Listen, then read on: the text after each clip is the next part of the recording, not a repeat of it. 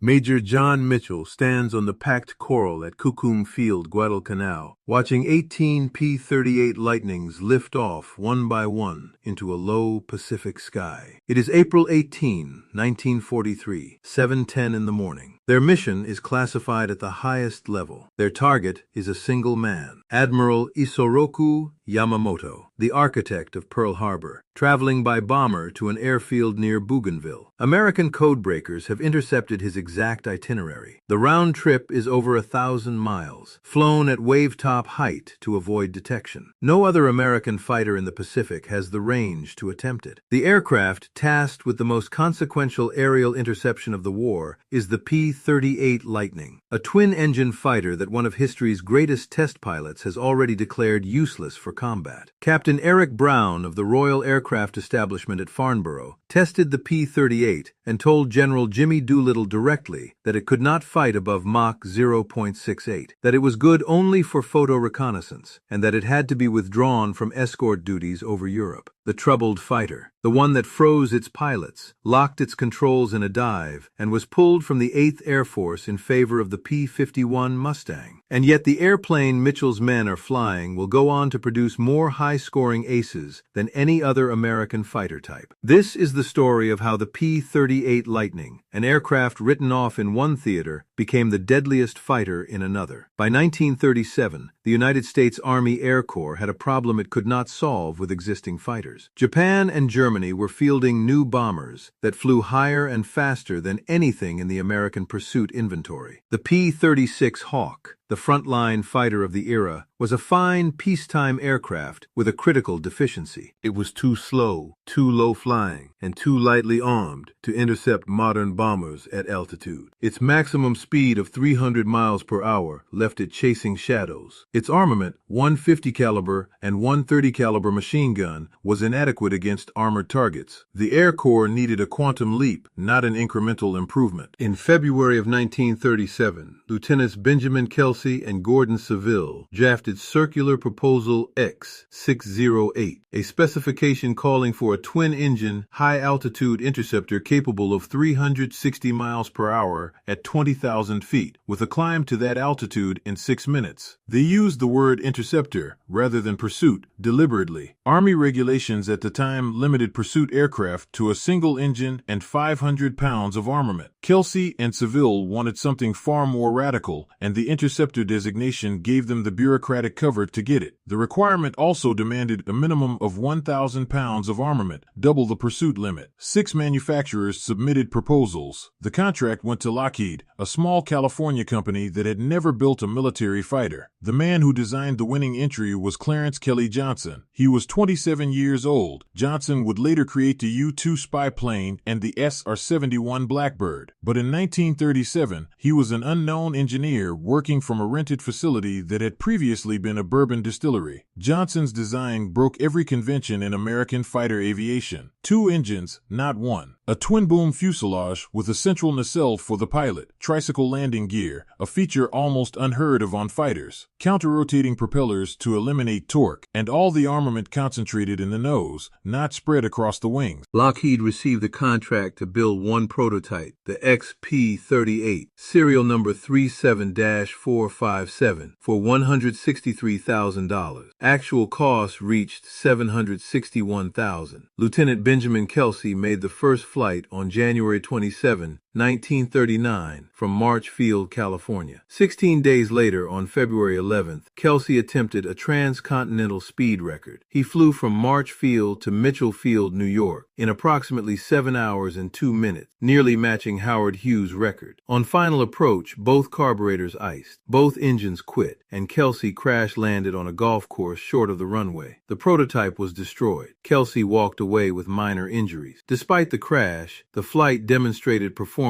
that secured congressional funding. Production would eventually reach 10,037 aircraft across 18 variants at Lockheed's Burbank plant. On paper, the P-38L delivered 414 miles per hour at 25,000 feet, powered by two Allison V1710 engines, producing a combined 2,950 horsepower. It carried one 20mm cannon and four 50-caliber machine guns, all firing from the nose. Its service ceiling reached 44,000 feet. Its range on internal fuel stretched past 1,100 miles. The rival P-51D Mustang was faster at 437 miles per hour and cost roughly half as much at $54,000 per aircraft. It had superior dive performance, reaching Mach 0.75, where the P-38 hit a compressibility wall at 0.68. At high altitude over northern Europe, that gap was fatal. German pilots learned to perform split-S dives, knowing the P-38 could not follow without its controls locking. Kelly Johnson later admitted he broke an ulcer over compressibility on the P-38 because they had flown into a speed range where no one had been before. Kelsey described the Lightning as a plane that could fly like hell, fight like a wasp upstairs, and land like a butterfly. That assessment proved premature for Europe, but it proved prophetic for the Pacific. What the critics missed was a single design feature that transformed the P-38 from a conventional fighter into a precision killing instrument. Every other American fighter, the P-51 included, mounted its guns in the wings. Wing-mounted guns required convergence harmonization, meaning the bullet streams crossed at a set distance, typically 200 to 300 yards. Beyond that range, or closer, the streams diverged. Accuracy depended on engaging at exactly the right distance. The P-38 carried all 5 weapons in its nose. One 20mm Hispano cannon, surrounded by 4 50-caliber Browning machine guns, all firing in parallel from the central nacelle. Major Richard Bong described this arrangement as projecting a 2-foot-wide cylinder of lead at targets, virtually guaranteeing a fatal result in head-on attacks. The concentrated fire was effective at any range from point-blank to 1,000 yards. This meant the pilot could engage at distances where wing-gunned fighters were spraying bullets into empty air. It meant deflection shooting was simpler because the rounds traveled a consistent path. And it meant that against lightly armored Japanese aircraft, which lacked self-sealing fuel tanks and pilot armor, a short burst from a P-38 was catastrophic. A single, well-aimed pass could ignite a fuel tank or shatter a wing spar. The counter-rotating propellers reinforced this advantage. With no torque pulling the nose off target during speed changes, the P-38 was a stable gun platform at every throttle setting.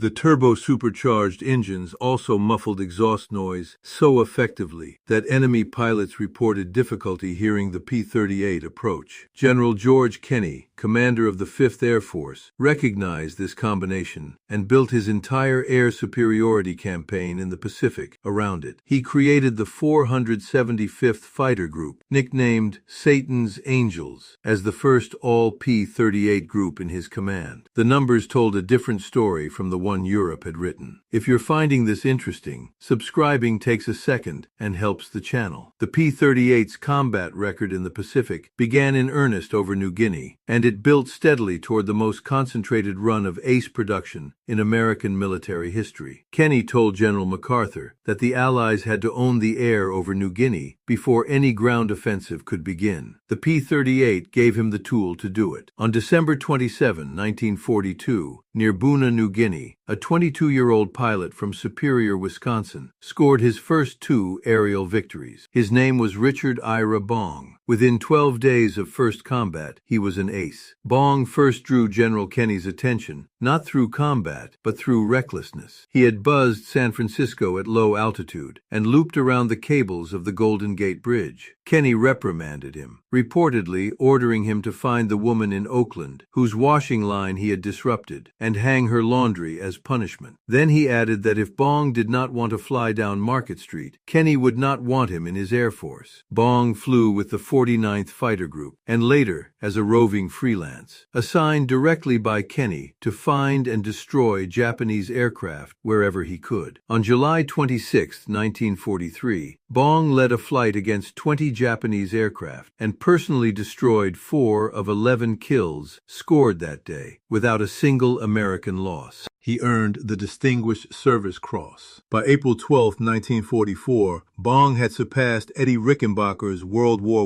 I record of 26 kills. His named P-38, Marge, carried the photograph of his fiancée, Marjorie Vattendahl, as nose art. It became the most famous lightning of the war. He finished with 40 confirmed aerial victories, every one of them scored from the cockpit of a P-38. General Douglas MacArthur personally pinned the Medal of Honor on Bong's chest at Tacloban Airstrip on Leyte, December 12, 1944. Kenney then grounded him permanently. 200 combat missions and over 500 combat hours was enough for any individual. Major Thomas McGuire pushed just as hard. Flying with the 431st Fighter Squadron, 475th Fighter Group, McGuire became an ace in 2 days over WWII in August of 1943, shooting down 5 Japanese aircraft on August 18 and 19. On October 17, 1943, he rushed to rescue a fellow pilot pursued by 7 Zeros, shot down 3, and was himself shot down in flames. He pulled a severed parachute ripcord at 1,000 feet by grabbing a dangling wire. On December 25th and 26th, 1944, McGuire destroyed 7 enemy aircraft in 2 days over Clark Field, Luzon, the actions for which he received a posthumous Medal of Honor. He reached 38 confirmed kills, just 2 short of Bong's record. Desperate to close the gap, McGuire led a 4-ship voluntary sweep on January 7, 1945, over Negros Island. A lone Ki-43 Oscar engaged his flight. When the Oscar got behind his wingman, McGuire attempted a tight defensive turn at 200 feet of altitude, still carrying external drop tanks, violating his own combat dictum. His P-38 stalled, snap-rolled inverted, and crashed into the jungle. He was 24 years old.